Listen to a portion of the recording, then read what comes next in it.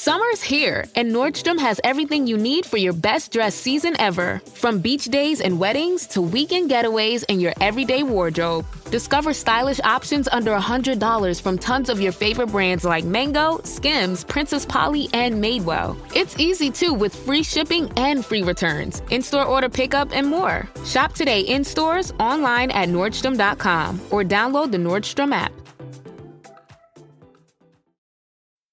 The Jack Welch Management Institute at Strayer University helps you go from, I know the way, to I've arrived with our top 10 ranked online MBA. Gain skills you can learn today and apply tomorrow. Get ready to go from make it happen to made it happen and keep striving. Visit strayer.edu/Jack Welch MBA to learn more. Strayer University is certified to operate in Virginia by Chev and has many campuses, including at 2121 15th Street North in Arlington, Virginia. This is Optimal Living Daily, Facing Your Fears, Living Life in the Key of Awesome by Roger Lawson of RogLawFitness.com, and I'm Justin Malik. This is the podcast where I read to you every day, kind of like an audiobook, but on Sundays I share an episode from a different podcast where we read to you. Today's comes from my brother's show, Optimal Health Daily. If you'd like more about fitness, nutrition, diet, pretty much anything health related, you can find Optimal Health Daily wherever you get your podcasts. You can even submit your own questions and have them answered on Friday editions of the show. If you do that, you'll get a copy of our Optimal Living Daily hardcover workbook for free. I'll personally go to the post office and mail it to you if you live in the US. You can send a health-related question to health@oldpodcast.com and then listen into that show on Fridays. Again, that's Optimal Health Daily. But with that, let's get right to the bonus episode as we optimize your life. Facing Your Fears, Living in the Key of Awesome by Roger Lawson of RogLawFitness.com. Whether you know it or not, we're all on a cliff together. Some are standing around idly, waiting for things to happen, while others are shuffling around, moving towards something. They're not exactly sure what just yet, but they have this inkling in the back of their skulls that there has to be more to life than this. The first group, the standers, for the most part, without a major intervention, they're hopeless. The second group, let's say the watchers, that's where most of us are, where you are, otherwise you wouldn't be hearing this. But I don't want to focus on them either. It's this third group that I'm most obsessed with. There is a difference between this group, the jumpers, and everyone else. For them, that mere tickle is transformed into a drum beating inside their mind, beckoning them forward, while others simply meander around. They're called jumpers because they don't just listen to the battle call, they answer it. They dive off the cliff and into the frightening unknown in search of what drives them. But why the hell are they jumping? They don't know what's out there. For all they know, it could be a land filled with quicksand pits, poisonous fruits, machine gun-toting fembots, and velociraptors equipped with samurai swords and dream-killing missiles. As someone who's run the gamut from stander to watcher to jumper, I can assure you that taking the leap of faith is not only worth the risk, but is absolutely necessary if you want to live the kind of life that you imagine yourself living.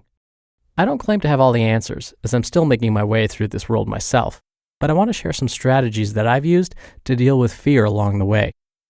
Strategy 1. Tackling your fears may get you killed. Javi Brooks over at The Fluent Self got me thinking about fear in a different way. First things first, we're not going to tackle our fears head on from the jump. Why not? Because that's a surefire way to get taken out faster than General Tso's chicken. That would be similar to starting a video game, completing the basic tutorial, and then waltzing up to the final boss ready for a showdown. Some fears are rational, but most are simply powerful illusions brought about to keep you on the defensive, reacting instead of being proactive.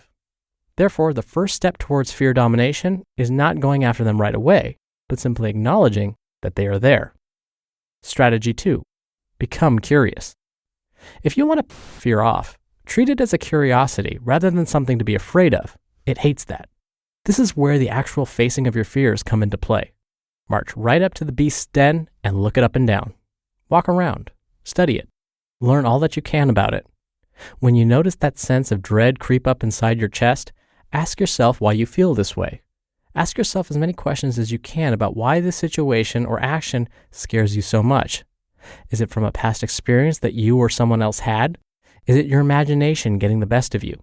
The more you familiarize yourself with this seemingly foreign emotion, the more you'll realize that it's actually not some malevolent emotion, but your friend. Your fear loves you. It loves you so much, in fact, that it'll do everything in its power to keep you from being hurt or disappointed. Sadly for you, fear is the offspring of Professor Xavier, and therefore has the ability to project devastatingly horrible outcomes of future events into your head in an attempt to keep you from breaking out of your comfort zone. Don't jump out of that plane, you'll die. Don't ask that question, they'll think you're a fool. Don't pursue that idea, you will fail. Strategy number 3, ask what if. Now that you know your fear is coming from a place of love and not hate, you can get down to the business of letting it down gently with these 2 simple words. What if? What if you don't die when you jump out of that plane? What if it's an even greater feeling than you thought it would be? What if you help yourself and others when you get the answer to that question? What if you don't fail? What if you succeed? What will your life be like? Fear, obviously, won't have any logical response to these questions and will respond by yelling even louder, but you're prepared. Let fear know that you're a grown man or woman and are capable of making decisions for yourself without its input. Strategy number 4, look to the jumpers.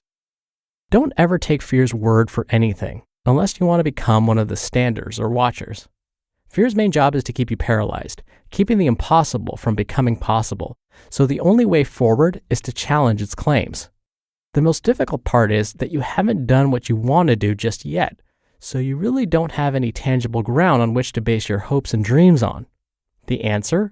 Look to the jumpers.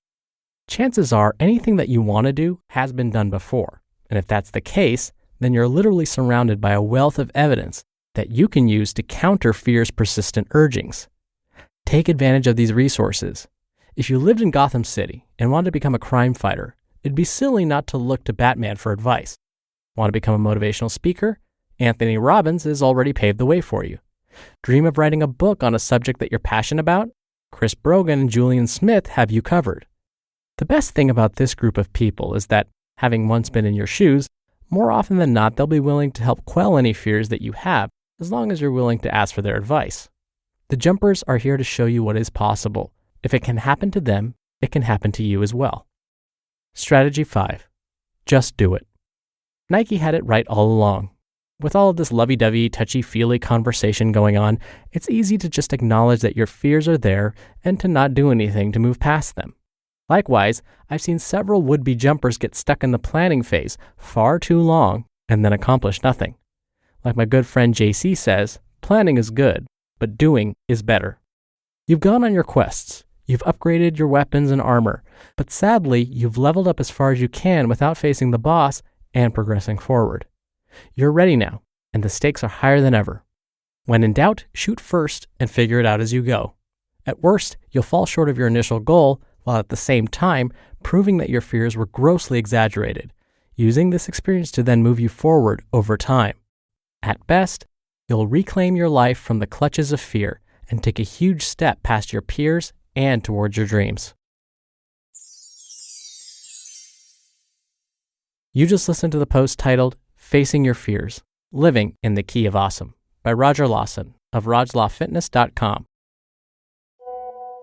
On WhatsApp, no one can see or hear your personal messages. Whether it's a voice call, message, or sending a password. To WhatsApp, it's all just this. So whether you're sharing the streaming password in the family chat or trading those late-night voice messages that could basically become a podcast, your personal messages stay between you, your friends, and your family. No one else. Not even us. WhatsApp. Message privately with everyone. With the Venmo debit card, you can Venmo everything. Your favorite band's merch? You can Venmo this. Or their next show? You can Venmo that. Visit Venmo.me/debit to learn more. The Venmo MasterCard is issued by the Bancorp Bank N.A. pursuant to license by MasterCard International Incorporated. Card may be used everywhere MasterCard is accepted. Venmo purchase restrictions apply. It's funny because social psychologists and behaviorists have actually come up with a model to explain what Roger was discussing. So you know how he was talking about the standers and the watchers and the jumpers. They have different terms for these folks. But either way, Roger was speaking basically the same language. We know from lots and lots of data that there are those folks out there who have in their heads committed to something. Maybe it's eating more healthfully, exercising, stopping smoking, whatever. But just because they've made that decision doesn't translate to action. So these folks might tell themselves or tell others, yes, I know, I get it. It's so important for me to start exercising, but I just don't have time right now. Or I just can't. I have to get a gym membership first and buy some exercise clothes, and I don't have a good pair of running shoes. But again, they've made that decision and they've verbalized how they need to start getting active. But the action never happens. Psychologists call these folks contemplators. They understand the need to change, but they really haven't taken those next steps to actually do anything about it. So these folks are like the watchers. But then psychologists do admit that there are those folks who just jump in and take action. And in fact, this is one of the few times where psychologists and behaviorists simplify things. And they say, if a person actually takes action, they're in the action stage. Going back to Roger's terms, these would be the jumpers. So if you're in the contemplation stage where you understand you need to change but haven't done anything yet, I will echo strategy number 5. Just do it. Thank you as always for listening, and I'll see you back here tomorrow where your optimal life awaits.